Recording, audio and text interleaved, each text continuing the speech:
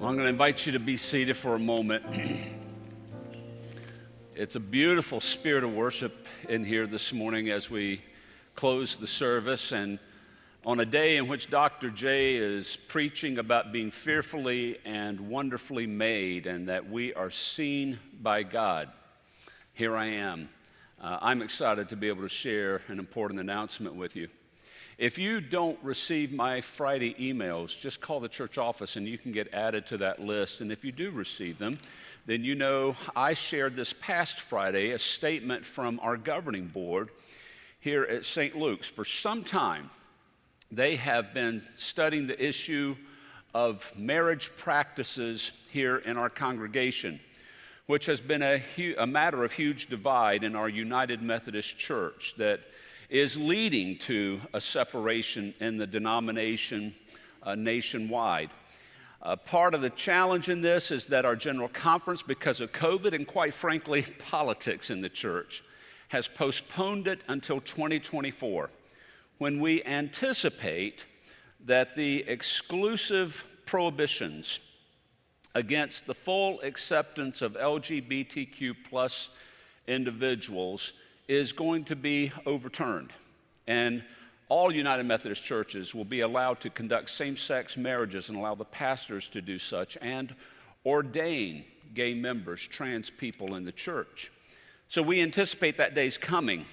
The trouble is we've got to wait 2 more years until a general conference occurs, and for a significant percentage of the population in St. Luke's, it feels like a can that just keeps getting kicked down the road. Our governing board said, it's time to stop kicking the can. So we made an announcement last week, or made a decision that was just announced this past Friday, that we are going to allow same-sex marriages to be conducted here in our building and in our premises, and our pastors to do so.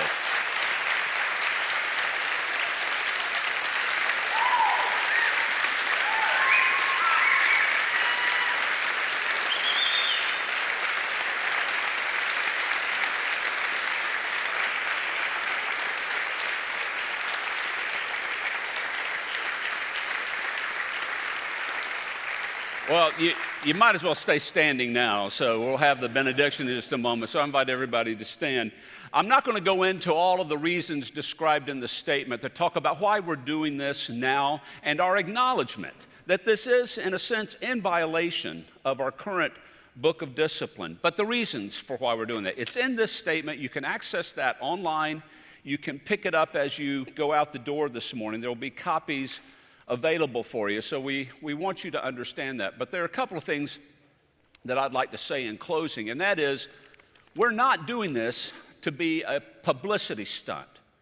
We're not doing this to somehow send a message to other churches or to the denomination, but we are not negligent of the fact that it is going to send a message, and it is going to have repercussions. I've already heard from clergy colleagues of mine nationwide who got the email Friday. So we understand the word is getting out, and there are a lot of people who look at St. Luke's, and we would like to see that we're leading our denomination. But the real reason we're doing it is because of the values we espouse here at this church of openness and welcome and inclusion for everyone. So this is about St. Luke's, not about other congregations and other places. It's about practicing what we believe. Last thing I'd like to say is to same-sex couples who could not get married in our building. They had to go elsewhere. They had to conduct a civil ceremony somewhere, where you may still want to have a chance to have your marriage honored and conducted in your church, that we will do that. You call us and you let us know, and we'll have that happen here. So an important historic day. I want to celebrate the spirit of our church, the spirit that so many of you just represented, and the courage of our leaders.